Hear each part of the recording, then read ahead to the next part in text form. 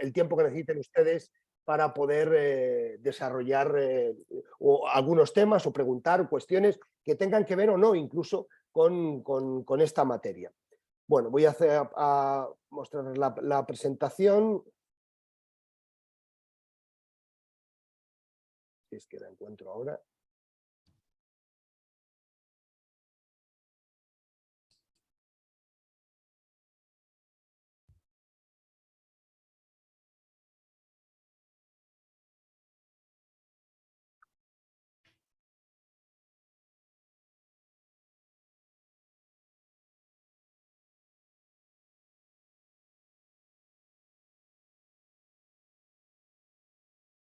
Ahora sí.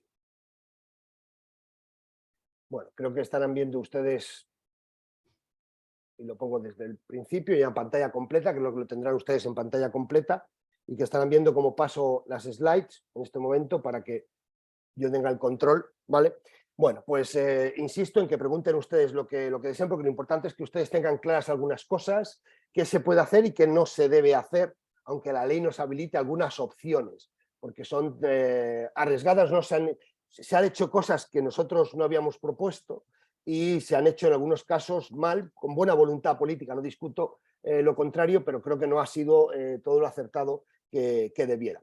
Bueno, básicamente mi encuentro o esta exposición trata de exponerles qué hacer con empresas, cómo adquirir empresas. Ya sabemos que las sociedades laborales tienen justamente su origen en trabajadores que se van de un proyecto que entra en crisis y empiezan a querer constituir y desarrollar la actividad que venían desarrollando. Yo creo firmemente que las sociedades laborales o la economía social en general son extremadamente importantes y especialmente lo creo en situaciones en las que la sociedad o la empresa en general, incluso podemos estar hablando de un autónomo que tiene una gran empresa y no ha constituido una sociedad, creo que tienen un gran papel porque concentran la voluntad de quienes vienen desarrollando la actividad y pueden continuar, pueden hacer una continuación, una aplicación directa que llamamos empresa en funcionamiento. El principio de empresa en funcionamiento. No tenemos saltos en el aire en cuanto a que la empresa continúa desarrollando su actividad, aunque se produzca una transmisión de la propiedad. Y esto es excepcional y requiere justamente que el equipo de trabajadores que sustentan las piezas fundamentales continúen en el proyecto. Por eso es tan importante defender la economía social, las partes fundamentales que serían las sociedades laborales y las cooperativas. Bueno, cuando nosotros hablamos de adquirir una empresa que no esté en crisis, en una situación normal, tenemos que tener en cuenta que hay tres vías normalmente para poder adquirir estas empresas, que son estas tres que yo les pongo aquí. La primera es la compraventa de activos y pasivos, y esto implica pues, ir a adquirir a saldo qué es lo que una empresa te vende, qué relaciones quieres quedarte, y por lo tanto delimitas en un análisis justamente qué es lo que te vas a quedar. Qué activos, qué bienes y derechos, qué pasivos, qué obligaciones asumes y qué relaciones laborales te vas a quedar. Cuáles son tus trabajadores que vas a incorporar a una sociedad que constituyes nuevamente y a la que te vas a venir. Les sitúo para que lo tengan en cuenta cuando luego entremos en las empresas en crisis. Esto en situación normal. En una situación normal yo compro una empresa vía compraventa de activos y pasivos y esto tiene algunas ventajas. Las grandes ventajas es que sé lo que compro. Salvo en el caso de la sucesión de empresas en el que me puedan venir relaciones laborales inicialmente no delimitadas, tengan ustedes en cuenta que cuando compro una empresa, si la empresa continúa desarrollando su actividad y hay una identificación de la naturaleza y de la sustancia respecto de la cesionaria que la compra en relación al accedente, mantengo el VAR, mantengo los mismos puestos de trabajo, me llevo todas las relaciones laborales. Se produce íntegramente el traspaso de toda esa vinculación de relaciones laborales del cedente hacia el cesionario que adquiere. Pero tengo más o menos delimitado. Tengo delimitadas las deudas porque solo compro aquellas que me llevo, salvo las tributarias y de la seguridad social que se pueden venir también con el cesionario, pero el resto no. Y tengo delimitado los activos. El gran problema de la compraventa de activos y pasivos, el gran problema es la fiscalidad. Tengo delimitada la responsabilidad, tengo delimitado lo que compro, pero la fiscalidad me altera porque tengo que pagar por todas las transmisiones de activos que estoy comprando, ¿de acuerdo? Pero aquí tengo más o menos delimitado.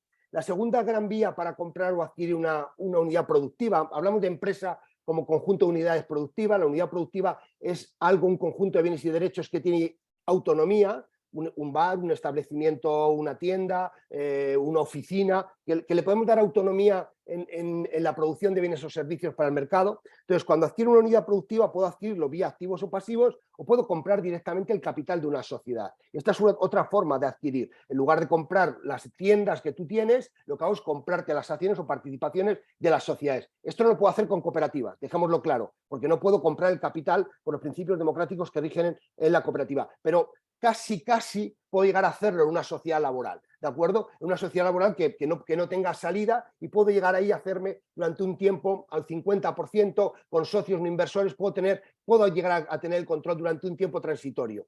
Y luego la tercera vía es las modificaciones estructurales. Bueno, perdón, en cuanto a la adquisición de acciones o participaciones, es el sistema más barato que hay porque no tributas, ¿de acuerdo? Porque no se produce una transmisión de los activos y pasivos, sino que sencillamente me subrogo en la posición del accionista o del socio titular de esas acciones o participaciones. Por lo tanto, no hay una transmisión, lo que hay es una adquisición indirecta de la unidad productiva. Adquiero la unidad productiva adquiriendo el capital de la sociedad que está sobre la unidad productiva. Entonces, desde un punto de vista de fiscalidad es más sencillo, de costes es más sencillo. Solo tengo que adquirir las acciones o participaciones. Cuando adquiero acciones no tengo ni que ir al notario, cuando adquiero participaciones sociales sí tengo que ir al notario porque lo exige la ley de sociedades de capital. Pero el gran problema que tengo es que me llevo todo incluso lo que no sepa que me llevo, porque me llevo todo el patrimonio de la sociedad y esa sociedad se inserta dentro de esas deudas están insertas en la sociedad de las cuales yo compro el capital. Por tanto, es una fórmula muy sencilla, muy fácil, requiere un documento prácticamente único, pero el gran problema es que no termino de saber qué es lo que estoy adquiriendo. Entonces, este es un gran problema. ¿Por qué? Porque todas las deudas de esa sociedad ahora siguen siendo de esa sociedad de la cual yo soy el titular. Y puede ser que haya pasivos que no se conozcan, incluso pasivos sobrevenidos que vengan después. Por ejemplo, una inspección fiscal. Esta inspección fiscal determina 3 años después de que tú hayas comprado que había deudas pendientes. Y estas deudas son de la sociedad, de la cual yo he comprado el capital. Por tanto, cuidado con este tipo de adquisiciones, porque aquí hay que hacer un gran due diligence, un gran proceso de examen, de comprobación, de compliance, de qué se debe y de qué se puede llegar a deber en algún determinado momento. Seguimos hablando de empresas que no están en crisis como instrumentos habituales para la adquisición.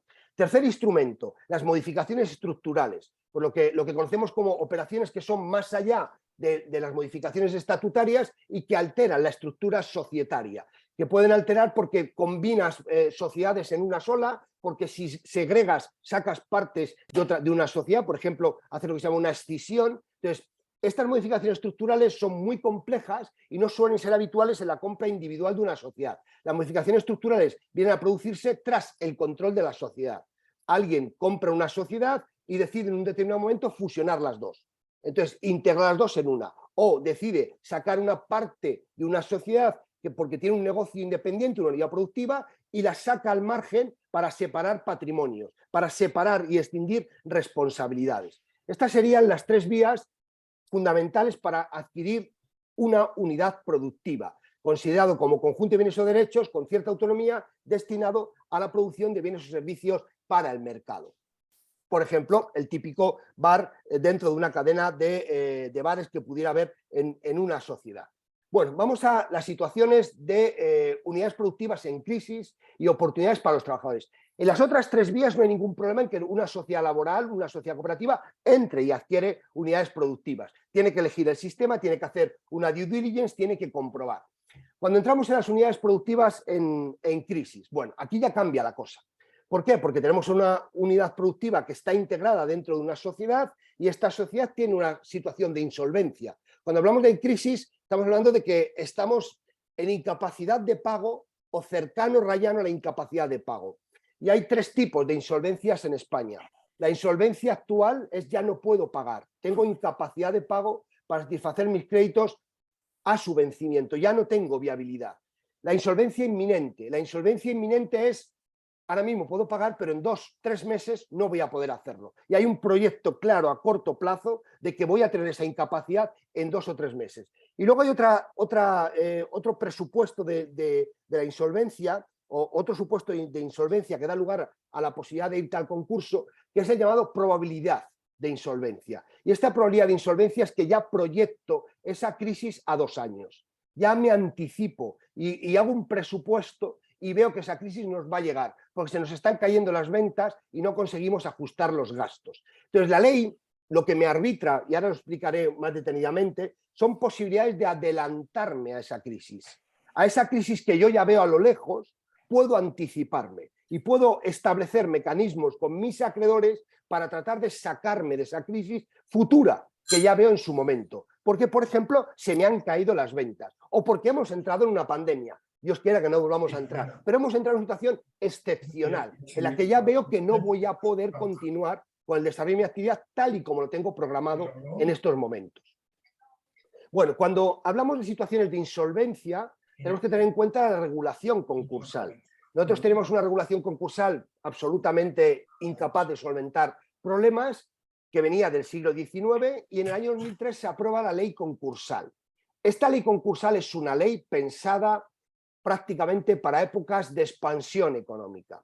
Es una ley pensada para salvar a los acreedores, para tratar de que los acreedores se vean satisfechos lo mejor posibles, pero no es una ley pensada para salvar empresas, ni para salvar puestos de trabajo, ni para salvar a empresarios, solo para tratar de que los acreedores se satisfagan de la mejor manera posible. Como esta ley se aprueba en el año 2003, estamos en plena expansión económica. Ahí todo el mundo, hay dinero por todas partes. Los bancos te dan dinero para cualquier tipo de actividad. Las crisis son muy puntuales. Entonces, en ese momento la ley se está pensando justamente en las situaciones puntuales. Como luego nos viene la crisis del año 2008, pues hay que empezar a modificar la ley concursal a toda leche. Y en estas situaciones de a toda leche se empiezan a incorporar mecanismos para tratar de salvar unidades productivas que sean viables dentro del concurso. Por lo tanto, vamos a tratar de, oye, no vamos a salvar al empresario, la sociedad está caótica, no vamos a poder salvar al empresario autónomo porque ha hecho una gestión mala o porque ha tenido mala suerte. Piensen ustedes, trasladando a nuestra época actual, cuántos empresarios entraron saneados en la pandemia y no pueden salir de la pandemia. Aunque lo han intentado con todas sus ganas, les han cerrado el establecimiento por normativa sanitaria, o la gente se ha quedado en su casa, o su tipo de negocio se ha caído porque se han cambiado los hábitos. Ya no vamos tanto al cine, no vamos tanto al teatro, o no hemos ido tanto al cine, tanto al teatro. Si eres Netflix, la crisis te ha venido fenomenal, pero si lo que tienes es un cine, te han arruinado. Aunque tú has hecho una gestión buena, pero claro, ya, los hábitos han cambiado, las situaciones sanitarias modifican. Entonces, pero oiga, a lo mejor resulta que el cine ahora vuelve a ser viable de nuevo, pero estamos dentro de una sociedad que la sociedad tiene una carga financiera que la hace insoportable. Y esa carga financiera hace que esa sociedad solo tenga una salida, la crisis concursal. Vamos al concurso y en el concurso a ver a quién se paga, porque las normas concursales están pensadas de manera básica para pagar a los acreedores. Y si la unidad productiva es viable, pues vendámosla y así pagamos mejor a los acreedores. No nos importa tanto salvar la unidad productiva en sí misma, no nos importa tanto salvar a los trabajadores como que haya más dinero para pagar a los acreedores. Y si tenemos, insisto, una unidad productiva que pueda ser viable de nuevo, porque oiga, la gente de nuevo en la Plaza Mayor consume calamares, la gente de nuevo vuelve a salir al teatro, la gente de nuevo vuelve a hacer excursiones al campo, a las casas rurales, la gente de nuevo vuelve a reservar hoteles, pues puede ser que esas unidades productivas, el hotel, sea viable de nuevo, pero está dentro de una sociedad que es absolutamente inviable. Vamos a sacar esta empresa. Esto ya se planteó desde el año 2008 y se empezó a modificar el régimen concursal que ahora explicaré. Pero hay un gran problema. Las soluciones buscadas para salvar unidades productivas, que es, por ejemplo, una gran salida que se puede dar para las sociedades laborales. Tenemos una gran cadena de restaurantes y hay un bar, un restaurante dentro de esa cadena que es viable. Que es viable. O sea, que estamos viendo que entra la gente de nuevo, que empezamos a vender. Pero ¿cómo sacamos este restaurante de aquí? Bueno, pues tenemos que ir al concurso. Y el concurso tiene enormes problemas. Problemas que solamente les pongo ahí, para que ustedes los tengan en cuenta. Por ejemplo, el problema temporal. Cuando se entra en un concurso, se entra siempre tarde. Más del 95% de los concursos son de liquidación. Las sociedades entran ahí para liquidar sus activos. No entran para salir. Sencillamente entran para examinar qué ha pasado, por qué hemos llegado a esta situación y cómo liquidar todo tu patrimonio. ¿Por qué? Porque la gente retrasa, en algunos casos obcecadamente, la entrada en el concurso, porque ya se ve como algo en el que, de hecho, el concurso podría plantearse como un instrumento de salvación, como un instrumento de saneamiento, como un instrumento para recuperar, para curar, si me lo quieren hacer, como un hospital. Pero en realidad el concurso es un tanatorio. El concurso es algo donde examinamos prácticamente cadáveres, donde vemos por qué has llegado a esta situación, quién es el culpable de esto. ¿Ha sido la pandemia? ¿Ha sido el mercado? ¿Ha sido tu mala gestión? ¿Ha sido tus actuaciones fraudulentas? ¿Que has utilizado activos de la sociedad para tu uso privado? ¿Qué ha pasado aquí? Y por tanto poderte trasladar responsabilidad y pagar mejor a los acreedores. El concurso no es un procedimiento penal, el concurso es un procedimiento civil y el propósito es buscar la mejor salida para los acreedores. Entonces, el concurso tiene grandes problemas, entramos tarde. Y cuanto más tarde entramos en un concurso, esto creo que cualquier persona lo entenderá, más deterioro se produce sobre las unidades productivas. Porque cuando llegamos a un concurso la gente llega absolutamente acogotada. La gente llega sin liquidez, sin crédito, sin reputación. Ya saben tus acreedores que estás dejando de pagar. Por tanto, si tienes trabajadores de enorme talento, se te van a haber ido a la competencia. Se han ido ya, porque les han contratado, les han ofrecido un puesto mejor, una mejor remuneración. A veces sencillamente les ofrecen un sueldo fijo, lo que ya habías dejado de cobrar en la sociedad de la que vienes porque estaba en situación de insolvencia. Entonces, estas situaciones de afectación de la reputación, de la plantilla de trabajo, de los recursos humanos, que son básicos en la inmensa mayoría de las empresas, pues hace que el retraso en la entrada significa que no hay otra alternativa que la liquidación. Y cuando vamos a esa liquidación, lo que hacen es esperarse para comprar a precio de saldo los activos de la empresa. Por lo tanto, los trabajadores en ese concurso donde terminan es en el desempleo. Y en muchos casos a ese desempleo le sigue el subsidio de desempleo y después la jubilación. Por lo tanto, en muchos casos de concurso hay plantillas que ya no tienen salida laboral, que no tienen una alternativa, que no van a volver al mercado de trabajo y por tanto consolidan situación de destrucción material y personal de determinadas personas que son extremadamente útiles, que en una unidad productiva eran la esencia, pero que por escasa formación, por su edad, por el mercado, por miles de razones, cuando salen de esa unidad productiva, su aportación o su aportación de valor se reduce considerablemente y por lo tanto no pueden volver a incorporarse al mercado de trabajo. Cuando de haber podido sacar la unidad productiva de ahí, posiblemente hubiesen liderado una nueva actividad o un desarrollo de esa actividad que ya estaba consolidada, pero que se ha visto afectada por la pandemia o por una crisis financiera. No solamente la pandemia, hay crisis financiera como la del 2008 que se llevó a decenas de miles de empresas por delante. Y se las llevó porque se acabó el crédito. Pero no porque la empresa no fuera viable, sino sencillamente porque la empresa ya tenía problemas de liquidez y cuando fue al banco a refinanciar, el banco en aquel momento, 2008, 2009, 2010, le dijo no hay dinero, se acabó, no hay crédito. Pero la empresa era viable en sí misma. Si le hubiésemos quitado las deudas, comunidad productiva producía bienes y servicios demandados por el mercado, pero venía de una situación absolutamente contagiada, una situación de enfermedad.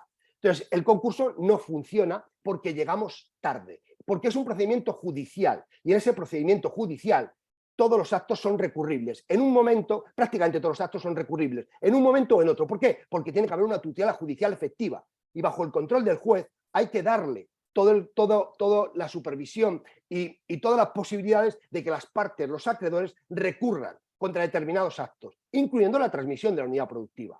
Pero claro, esto de manera reiterada.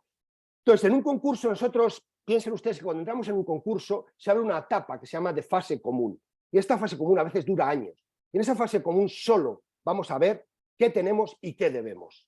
Una vez que termina esa fase común, se abren dos alternativas. Una, el convenio. Y el convenio en España es el 5% de los concursos, el 7, el 8, en el mejor de los años. La mayoría de los concursos terminan en liquidación, al sótano, a la parte de abajo. ¿Por qué? Pues porque ya se llega muy tarde. Tras esa fase común final, esa fase común inicial, donde la administración concursal nos dice qué hay y qué se debe, ya después de eso hemos destrozado, deteriorado al máximo la reputación, la posición de mercado de la sociedad concursada. Y ya no hay alternativas. Y al afectar la posición de la sociedad concursada, hemos afectado a las unidades productivas. Los empleados desesperados, muchos buscan trabajo. Si lo encuentran, se van. ya los acreedores no nos dan crédito, los clientes dejan de entrar, el servicio se cae, ya no podemos prestar el mismo servicio, porque hay trabajadores de primer nivel que se nos han ido, trabajadores técnicos que se nos han ido, se han encontrado un puesto de trabajo, porque a veces se llevan meses sin cobrar la nómina. Por tanto, el concurso no está planteado para salvar unidades productivas. Cuando regulamos salvar unidades productivas en el concurso, está muy bien desde el punto de vista de la buena fe y de la intención del legislador, desde el punto de vista de la protección de todos los intereses, pero es ineficiente porque llega extremadamente tarde. Imagínense cualquier establecimiento que entra en concurso y el establecimiento les llama a ustedes para pedirles servicios o bienes, aquellos que ustedes presten desde sus sociedades laborales o cooperativas. Dice, estoy en concurso, ¿por qué no me sigues suministrando? Ustedes se les enciende una alarma inmediatamente encima de la cabeza y dicen, espera un momento, parar. O sea, aquí nadie empieza a mandar cosas allí hasta que nos aseguren el pago, porque ya están en concurso, lo acaban de decir. Y por lo tanto ya no van a poder pagar, tienen incapacidad de pago y eso implica que esa sociedad no va a poder prestar servicios como los venía prestando hasta el momento. Ya hemos llegado tarde, ya el mero hecho de entrar en el concurso implica un reconocimiento de insolvencia e implica que ya se llega tarde. Por lo tanto, hay una afectación del valor de la unidad productiva, de eso que conocemos como fondo de comercio, sobre tu clientela, sobre tus expectativas de venta, sobre tu organización de medios. Empiezan a salir piezas fundamentales y los recursos no entran igual que entraban. Para tratar de atajar esto, se aprueba en el año 2019 una directiva de la Unión Europea de marcos de reestructuración. Y esta marcos de reestructuración que vincula a los Estados miembros, pero que les permite cierta adaptabilidad, obliga a establecer procedimientos en que sin perder derechos y garantías se puedan reestructurar las sociedades, los insolventes, sin llegar a entrar en el concurso, en una sede preconcursal previa. Por tanto, vamos a tratar de salvarlo antes, vamos a negociar, vamos a abrir posibilidades para que tú negocies con tus acreedores y esto se subsane, porque sabemos que el concurso no es bueno. El que entra en concurso termina mal y España es especialmente severo en esta materia. Vamos a liquidación en un altísimo porcentaje de concursos, más del 92, 94, 95% según los años. Se aprueba llegar la legislación especial post-COVID y en esta legislación especial pues se dota de mecanismos de venta de la unidad productiva como una tramitación preferente. Es decir, vamos a tratar de vender unidades productivas porque claro, estamos viendo que la pandemia se está llevando a sociedades a raudales. O sea, hay gente que está cerrando, pero volvemos a insistir, oiga, dentro de los 3 meses, 6, 9, cuando veamos que se puede volver a una vida más o menos normal, pues oiga, la unidad productiva sigue siendo válida, ya lo era antes, pero ha llegado la pandemia y el banco ya no da más dinero, porque no lo hemos consumido. Aunque vinieron los ERTEs y vinieron algunas alternativas, pues tenemos unos grandes problemas de financiación. Entonces, oiga, lo que hace la legislación especial que se aprueba es, vamos a darle una tramitación preferente a la unidad productiva. Fracaso, no ha habido tramitaciones prácticamente preferentes de unidades productivas durante el COVID en sede concursal. ¿Por qué te pide entrar en el concurso?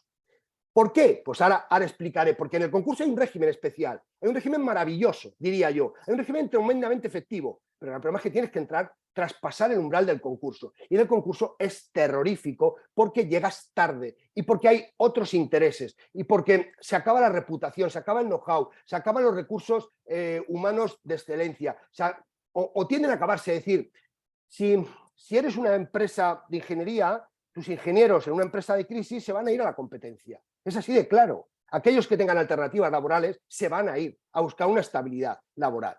Y se incluye un aplazamiento del deber de solicitar el concurso, con lo cual se añadieron 2 normas que son contradictorias. Te doy tramitación preferente, pero no tienes el deber de pedir el concurso. Por tanto, la gente lo que dice es, no pido el concurso. Y por tanto, no puedo hacer una tramitación preferente de la transmisión de la unidad productiva. Voy a aguantar. Porque como encima me han quitado el deber de pedir el concurso, pues yo me aferro. Porque en nuestra sociedad, en nuestra mentalidad, pues rige un principio de que entrar en el concurso es malo. O sea, de que concursar significa ser un fracasado. Vamos a ser claros. No tenemos una mentalidad de personas que entran en crisis como le puede pasar a cualquier persona. Es que con la pandemia todo el mundo puede entrar en crisis porque se acaba tu actividad. Es que incluso la administración pública pudiera haber tenido problemas para pagarnos las nóminas a nosotros. Por lo tanto, hubiésemos tenido también problemas. Entonces, entrar en concurso aquí en España se ve mal. En otros países, por ejemplo, de origen anglosajón, entrar en concurso en un empresario es lo habitual. Es que vas a fracasar en algún proyecto y por tanto vas a tener que ir a un concurso, vas a tener que ir a pedir una tramitación especial, vas a tener que ir a pedir lo que se llama una segunda oportunidad. Oiga, lo he hecho de buena fe, he trabajado, se me ha ido mal las cosas, extínganme las deudas y vuelvo a empezar otra vez. Pues porque es normal, es que las empresas tienen sus riesgos. Nosotros aquí aprobamos cuestiones que eran un poco contradictorias. ¿Por qué las normas del concurso son buenas aunque llegan tarde? Bueno, vamos primero a qué ocurre, ya hablo en sede concursal, ¿de acuerdo? Sede concursal, ya hemos entrado en el concurso. Bueno, primero, no hay ni una sola norma en el concurso, no la había hasta la reforma, sobre sociedades laborales o sociedades cooperativas. No había ni una mención. No había menciones a la economía social en la ley concursal. Y ha habido varios gobiernos. Esto lo aprobó un gobierno del PP, pero lo ha habido gobiernos del PSOE también. No ha habido ninguna norma. ¿Qué hay en referencia a los trabajadores? Pues sencillamente a que si alguna oferta en el concurso ofrece mayor continuidad de la actividad y mayor permanencia del empleo, se acepta que sea en un 15% inferior a la oferta superior. Por tanto, si hay varias ofertas, no se va a dar necesariamente a la más elevada, sino a aquella que, aun siendo menor, no baje del 15% de la más elevada cuando garantiza la continuación de la actividad y los puestos de trabajo. ¿Para qué? Para satisfacer a los acreedores. Por tanto, mantener la actividad y los puestos de trabajo es porque es medial para el fin satisfacción de los acreedores. Y te permito que aportes, que pagues menor precio por comprar una unidad productiva. Si es que decides comprar una unidad productiva en el concurso, que lo tienes que echar narices para ello, porque tienes tus riesgos. ¿Qué hay frente a los trabajadores? Pues audiencia, trámites de información, como los hay en los estatutos de los trabajadores, ¿de acuerdo? Entonces, ante una resolución de la judicial sobre enajenación, pues le tienen que preguntar a los trabajadores antes. Bueno, sí, le preguntan, pero no quiere decir que su opinión sea vinculante, ni quiere decir que tengan ningún derecho de preferencia para comprar esa unidad productiva. Oiga, hay una oferta, pues nosotros vamos a ofrecer lo mismo y nos la quedamos, que somos los trabajadores. Oiga, si esto no tiene lógica, pues que venga, díganme por qué no. O sea, si los trabajadores, ¿quién va a garantizar mejor la continuación de la actividad que los trabajadores? Pero por Dios, si están jugando su puesto de trabajo, si es que muchos de ellos saben que no van a poder volver al mercado de trabajo si se van a la calle, porque irán al paro 2 años, irán al subsidio y ya se acabará su vida laboral. Por tanto, estaremos metiendo a personas en una situación en la que no deberían estar porque son hábiles para continuar, pero no les damos ninguna prioridad, les damos un trámite de audiencia, faltaría más, es que son afectados, ya está en el Estatuto de los Trabajadores. Pero, ¿qué ocurre sobre el comprador? ¿Cuáles son las normas fundamentales sobre la compraventa de una unidad productiva en sede concursal? Bueno, pues que tú te subrogas en todos los contratos que quieras, sin consentimiento de la otra parte. Y esto no es posible en una compraventa de activos y pasivos. Tú no te puedes subrogar si la otra parte no te consiente. Sin embargo, si tú compras en el concurso, todos los contratos que tú quieras te los llevas, incluidas las licencias de la administración pública. Y los contratos administrativos si cumplen los requisitos. Por tanto, la ley concursal está proveyendo mecanismos para la continuación de la actividad empresarial, para que esta no se vea interrumpida. Pero el problema es que compras en el concurso. Pero te subrogas en todo lo que tú quieras. Y además... ¿Perdón? No, vale. ¿Y qué ocurre? Pues que en los contratos laborales se aplica la sucesión de empresa. Y esto lo analizo ahora brevemente después. Te llevas tus contratos laborales, pero inicialmente aquellos que tú designes. Yo puedo quedarme con un bar, compro un bar, pero oiga, hay 8 camareros y resulta que ha bajado la facturación, solo necesito 2. Entonces te quedas con 2 contratos. ¿Y los otros 6 de quién son? Pues del cedente, se quedan en la empresa concursada, pero yo me quiero llevar 2. Este es el perímetro de relaciones que yo me llevo. Me quedo con el bar y 2, porque es lo que le hace viable. Se ha bajado la facturación. Ya antes dábamos comidas y cenas y después de la pandemia solo comidas. La gente no quiere salir a cenar. Yo qué sé, lo que ustedes quieran, pero solo necesito 2 camareros y un cocinero. Por tanto, hay 4 relaciones laborales que me sobran, o 5, las que sean. ¿Vale? Entonces, esto es factible. Y es factible según la regulación. Y además, ¿qué ocurre con los créditos? Pues que no me llevo ¿qué ocurre con las deudas? Que no me las llevo. que no me llevo ni siquiera a la agencia tributaria, que los acreedores se quedan en la concursada. Y por tanto yo compro una unidad productiva limpia. Me llevo un ámbito o hago una oferta. Si me quiero llevar deuda, me la llevo, pero lo digo. Yo hago esta oferta con estas deudas que me llevo. Me subrogo, por ejemplo, la hipoteca de la nave y me la llevo. Me subrogo en un préstamo, porque quiero que se venga conmigo este acreedor. Y bajo el precio, porque ya me subrogo en el préstamo. Pero si no, no me lo llevo. Y esto, en situaciones fuera del concurso, no es posible. Tú te llevas la deuda tributaria. Tú te llevas la deuda de la seguridad social. En sede concursal, yo teóricamente solo me llevo aquello que designamos, salvo la sucesión empresarial. Deudas de seguridad social y laborales respecto a aquellos trabajadores que me llevo. Por tanto, son mecanismos muy ágiles para que yo compre una unidad productiva en sede concursal. Porque me favorecen. Tengo claro lo que me llevo, lo delimito en un marco. Y en este marco, que teóricamente aprueba un juez, el juez del concurso, pues esto debería vincular a todo el mundo. Es verdad, en la ley concursal no puedo quedarme exento de los créditos, de pagar las deudas de la concursada en esa unidad productiva, si soy lo que se llama una persona especialmente relacionada con el concursado. Y esto es un problema, porque implica que los altos directivos no pueden estar en quien compra la unidad productiva, porque son personas especialmente relacionadas con el concursado. ¿Vale? Entonces, en ese caso, pues para evitar el fraude, se puede buscar otras alternativas, pues te llevas también los créditos. Entonces, claro, ¿qué provoca? Pues que no compre la empresa. Si me voy a llevar los créditos, pues no lo compro. Pero si esto es de cajón. O sea, yo solo me compro la empresa si me sale rentable comprarla. Oiga, ¿usted cree que yo hago fraude? Pues vamos a investigarlo. Pero si yo no hago fraude, si yo soy un alto directivo de una empresa que por la pandemia ha caído en crisis y ahora propongo a un grupo de trabajadores salirnos de aquí y comprar la unidad productiva, ¿dónde está mi fraude? Ahora, ¿me dicen ustedes que no puedo estar en la compradora? Pues no la compro, ni promuevo la adquisición de la unidad productiva. Y por lo tanto vamos a ir todos al paro. Y yo, como soy el directivo, ya me buscaré la vida. Y ya buscaré después, si acaso, y constituiré una nueva sociedad. Y empezaré a comprar activos en liquidación, a precio de saldo. Cuando podía haber pagado un precio en su momento que correspondiera al valor de la unidad productiva adquirida. ¿Qué ocurre con la situación de los trabajadores y la sucesión empresarial? Bueno, pues nosotros básicamente lo que teníamos es que el juez de lo mercantil, el juez del concurso, delimitaba qué trabajadores se iban. Por lo tanto, yo hacía una oferta y me llevaba 4 de 10 camareros. Pues te llevas 4 de 10 camareros. Los otros 6 se quedaban en la sociedad concursada. Y como no cobraban todo del concurso, muchos de ellos se iban al juzgado de lo social. Y el juez de lo social determinó en el Tribunal Supremo que seguían siendo competentes. Como seguían siendo competentes, a la compradora le atribuyeron una sucesión empresarial no por los 4 que se había llevado, sino por los 10. Y por lo tanto le decían, tienes que pagar la nómina de los 10 y los seguros sociales de los 10. Entonces, oiga, pues no vuelvo a comprar en mi vida. No vuelvo a comprar. Yo compré 4 y lo aprobó un juez de lo mercantil. Y nadie recurrió, o recurrió y perdieron. Pero los trabajadores se fueron a otra jurisdicción y la jurisdicción social dijo, también somos competentes. Y por lo tanto nosotros decidimos que ha habido sucesión empresarial y que os vais a la cesionaria. Y entonces a esta os tiene que pagar.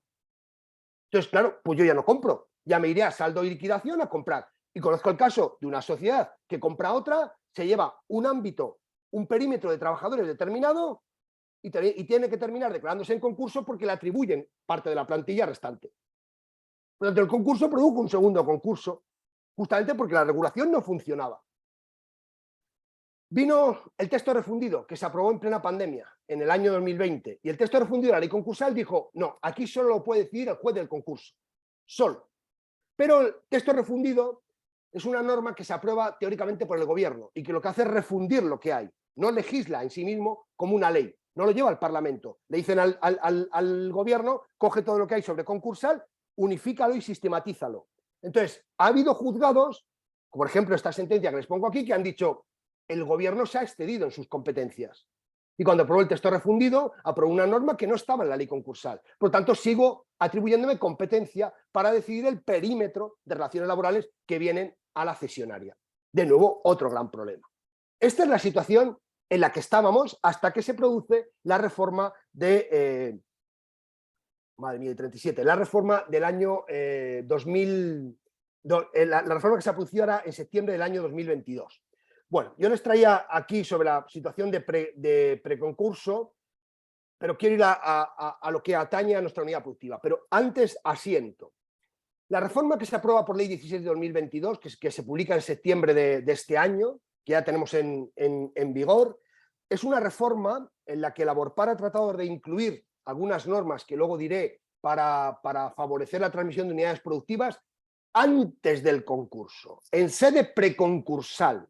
Vamos a solventar los problemas ahí, sin que sea necesario que vayamos al concurso. No agotemos el tiempo, no agotemos las posibilidades, no acabemos con la reputación de la entidad que pretendemos salvar. Vamos a ver si sacamos una unidad productiva, oiga, y el resto que se vaya al concurso. Pero lo vamos a hacer antes, por favor, con control judicial. Ahora explicaré cuál es la idea subyacente que había aquí. Yo creo que, creo que me la he pasado. Esto es. Entonces, nosotros fundamentamos una propuesta.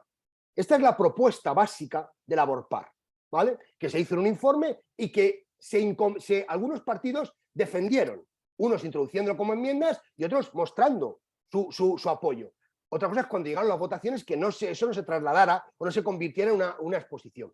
Básicamente lo que nosotros hacíamos en esa propuesta de Laborpar es, vamos a hacer un acuerdo preconcursal de enajenación de unidades productivas. Vamos al previo, no hace falta que vayamos al concurso. Cuando ya estés mal, llama a tus acreedores, busca una propuesta, ¿de acuerdo? Y aquí en esta propuesta puede hacer propuestas cualquiera, no hace falta que sean los trabajadores. Ahora los trabajadores parece que son una de las mejores propuestas, justamente porque pueden ahorrar muchos costes en la transición, ¿vale? Entonces, en esta propuesta, nosotros lo que hacíamos es, comunicamos al juez, vamos a negociar y se da publicidad a las propuestas. Y esas propuestas tienen que venir acompañadas de un plan de viabilidad. Por tanto, la propuesta va diciendo, oye, este es nuestro camino, esta es nuestra proyección, nosotros vamos a defender continuar, es que es nuestro puesto de trabajo. Y a partir de aquí damos posibilidades de que entren otras competidoras, con una regla de la preferencia concursal que ya hemos visto del 15% y crear una regla de preferencia laboral específica. ¿Por qué? Porque los trabajadores son los que mejor garantizan la continuación de la actividad y de las relaciones laborales. Para el Estado significa que no voy a tener que pagar subsidios ni jubilaciones anticipadas, porque voy a permitir a estos trabajadores mantenerse en el mercado. Estas ofertas competidoras pues, se van añadiendo y una vez que se homologa la oferta a la que se adjudica la compraventa, esta oferta, una vez que se perfecciona la oferta y se convierte en un contrato, se lleva al juez. Por lo tanto, sigue habiendo un control judicial. Y ese control judicial determina mediante una homologación justamente el reconocimiento de la oferta. Y a través de esta oferta reconocida y homologada por el juez, ya vincula a todos los acreedores. Y le aplicamos las normas que les he dicho antes que se aplican en el régimen concursal. Pero lo aplicamos en sede preconcursal.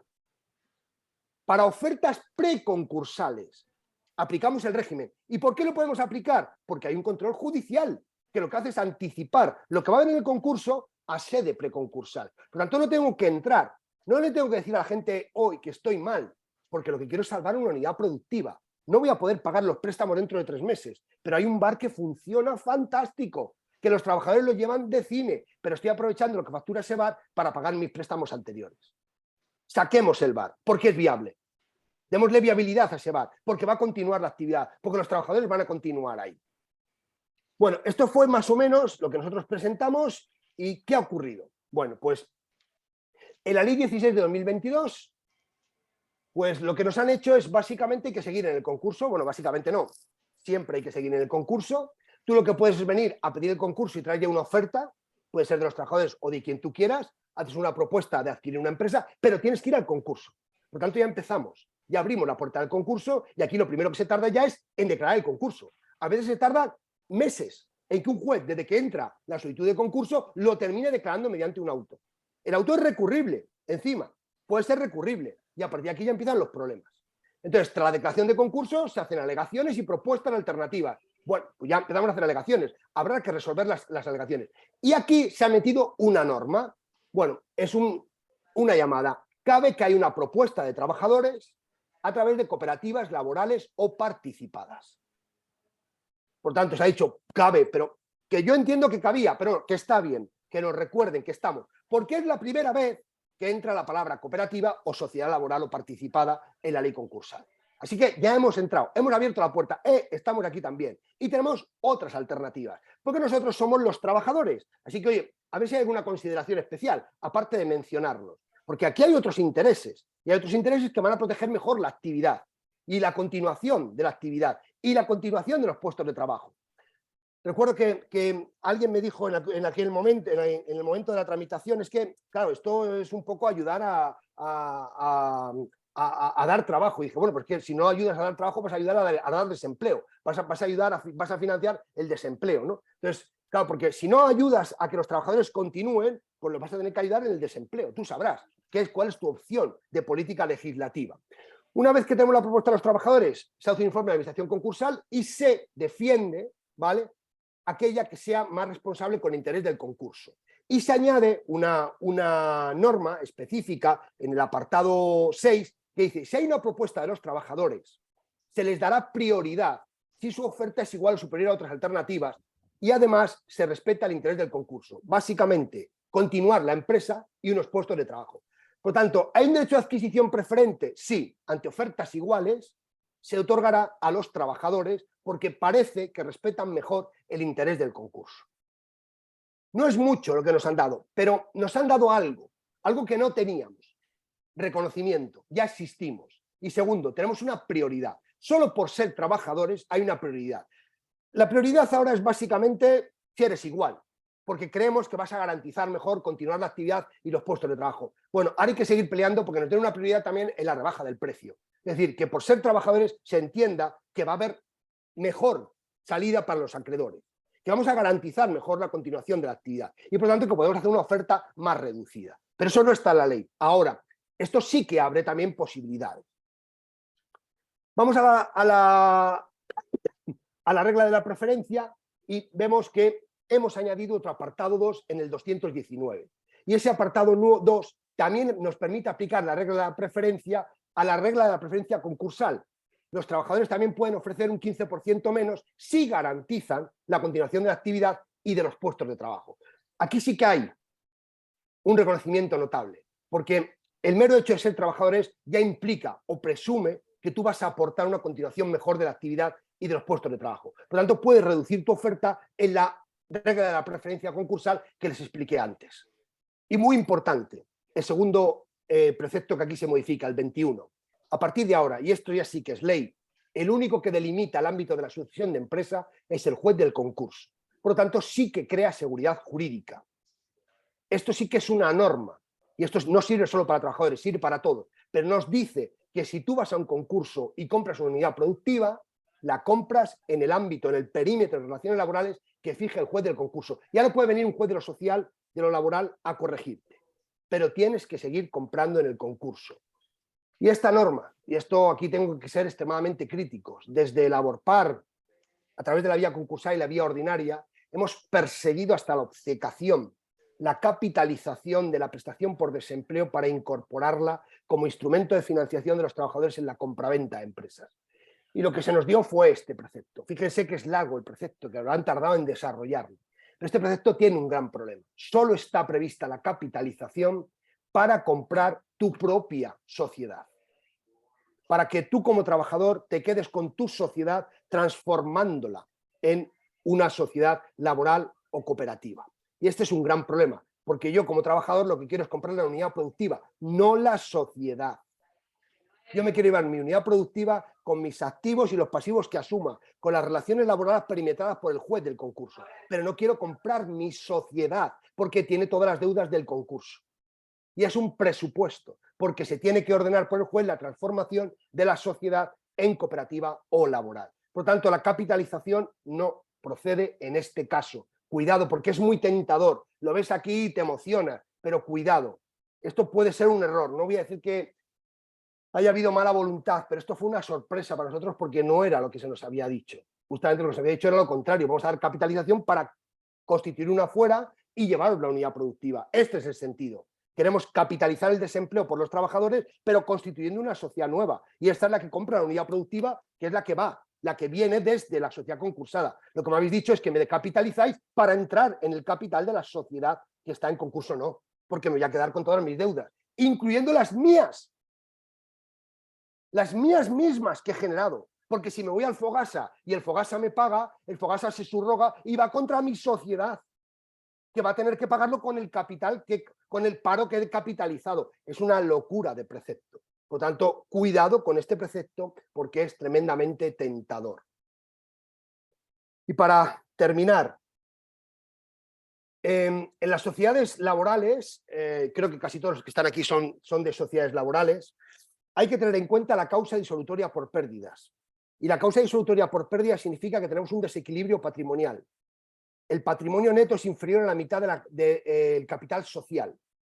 Cuando esta causa disolutoria se produce, hay que convocar una junta para disolver. Pero si estamos en insolvencia, ese deber de convocar junta, que hace responsables a los administradores de las deudas de la sociedad, ese deber se enerva si entro en sede preconcursal o pido el concurso. Por lo tanto, esta norma entra en juego y se ha aprobado su reforma con la reforma de la ley concursal y por eso la traigo aquí, porque hay que conjugar las dos normas. Si no entro en situación concursal, tengo que aplicar estos preceptos y tengo 2 meses para hacerlo. Y esta es una situación que puede no ser de crisis porque puedo pagar, pero que tengo un desequilibrio patrimonial. Mi patrimonio neto está bajando porque está acumulando pérdidas, pero puede que todavía pueda seguir pagando sin problemas. Tengo un gran capital, ¿vale? Entonces, el problema está en que el patrimonio baje y a partir de ese momento que se produzca la causa disolutoria, no pido el concurso, no entro en situación preconcursal y pasan 2 meses, el administrador responde de las deudas de la sociedad. Cuidado, porque esto en cooperativas no pasa, salvo en la Comunidad de Madrid, que tiene una norma especial, pero sí pasa en laborales limitadas y anónimas porque se aplica la ley de sociedades de capital. Bueno, me quedan 2 slides solo. Andrea, y termino. Y ahora me quedo a su disposición completa. A ver, esto es una cuestión de voluntad política. Querer es poder. Cuando el gobierno o el Parlamento quiere, las cosas se aprueban. Ahora hemos aprobado una norma de fomento de las llamadas empresas emergentes o startups. Y esta norma contiene mecanismos para incentivar este tipo de sociedades en España desconocidos. Mecanismos que eran inimaginables, porque tiene en algunos casos normas que son rayanas en el paraíso fiscal. Pero ha habido voluntad para querer aprobar esta norma. Y esa es la voluntad que creo que ha faltado para aprobar lo que nosotros propusimos en sede de tramitación de la ley concursal.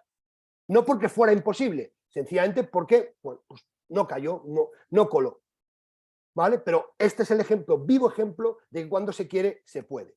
Y por eso, y aquí con esto termino, seguimos defendiendo acuerdos preconcursales homologables por un juez de enajenación de unidades productivas, en que los trabajadores tengan cierta prioridad por consolidar la actividad y el empleo. Y en esa homologación se permita la rivalidad, las ofertas competitivas, si son mejores, que se queden en la unidad productiva. Por supuesto, defendemos estos acuerdos para no entrar en el concurso, porque el concurso es el gran problema. Seguimos sin resolver unidades productivas, ventas en sede concursal. Se sigue llegando tarde. Y el gran problema es que si lo haces en sede preconcursal, no se te aplican los beneficios de los que yo he hablado. Subrogación en los contratos o no me subrogo en las deudas de la sociedad, salvo el ámbito de la sucesión de empresa. O el juez del concurso no delimita el ámbito del perímetro de sucesión de empresa. Esas normas hay que traerlas a sede preconcursal para poder beneficiar, incentivar la venta de unidades productivas sin llegar a entrar en el concurso. Pues 50 minutos, joder, lo he clavado casi. Andrea, muchas gracias, esto es raro en mí. Si es que eres maravilloso, Alfredo. No, nada. Muchas gracias y a su entera disposición para lo que ustedes quieran. Ahora ahí tenemos una ronda de ruegos y preguntas de 10 minutillos. Bueno, Alfredo nos ha dicho que incluso podría quedarse un poquillo más. Si es que bueno, pues hay alguna interés en hacer alguna cuestión. No sé si a través del chat podríais indicarnos si hay alguien que quiere que... En principio estáis todos mutados, pero si queréis hacer alguna consulta, Sí, os doy paso sin ningún problema. Por otro lado, de todas formas, igual también lo que tenéis es que bajar un poco los conocimientos y si más adelante, bueno, pues en relación con algún caso que realmente vosotros tengáis en las asociaciones o en las empresas, tenéis alguna duda, por supuesto podéis mandar un email o a Alfredo Muñoz, que tenéis ahí el mail, o si no a info@laborpar.es, que os resolveremos, bueno, os resolverá más el experto, Alfredo, con muchísimo gusto. No sé si hay alguien que quiera comentar, damos unos segundillos extras. Yo, de todas formas, voy a... si hay alguien que quiera comentarlo, que lo diga aquí por el chat. Yo sí que quiero también aprovechar y llenar un poco este hueco por si hay alguien que se anima. Primero a daros las gracias a todas las asociaciones que formáis parte de Laborpar, que este año trabajando con vosotros veo muchas caras conocidas, ha sido maravilloso. Gracias primero por siempre por la... Bueno, pues por la sostenibilidad que hacemos de todos en conjunto y que me dais y gracias por la acogida que he tenido con todas las asociaciones. Gracias por haber atendido esta jornada, que creo que ha sido muy constructiva y muy interesante. Y lo comentado, si necesitáis alguna... Bueno, pues alguna respuesta en relación con alguna duda que tengáis o no hay ningún problema, nos lo mandáis tanto a Alfredo como a info@laborpar.es y estaremos encantados de satisfacer vuestras cuestiones. Lo dicho, no sé, no hay nadie que se anime. Ha sido terrible. Y no, ha sido maravilloso. Cualquier cosa vamos hablando. Así que, Alfredo, una vez más, es un honor para mí, lo No, sabes. para mí sí lo es. Para mí sí lo es estar con Laborpar porque creo firmemente en la economía social y creo que el modelo de Laborpar es muy interesante. Lo que pasa es que es desconocido en muchos casos y en muchos de ellos desaprovechados. Cuando se conoce algo, lo se desaprovecha. Creo que los políticos son torpes en el tratamiento de las sociedades laborales. El de la economía social en general. Por tanto, para mí es un honor, de verdad, en serio.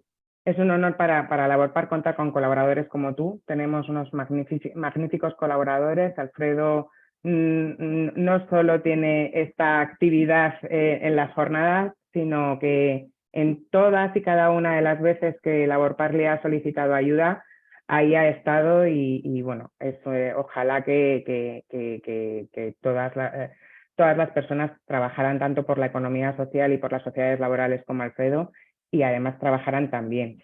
Y yo siempre que hablo de ti, Alfredo, digo que ojalá que todos los profesores de universidades de este país fueran como tú, porque es verdad, porque a este país nos iría de forma distinta. Pues muchísimas gracias, sigo a vuestra disposición para cualquier cosa y damos por terminada la jornada. Muchas gracias a todos. Gracias. Muchas gracias.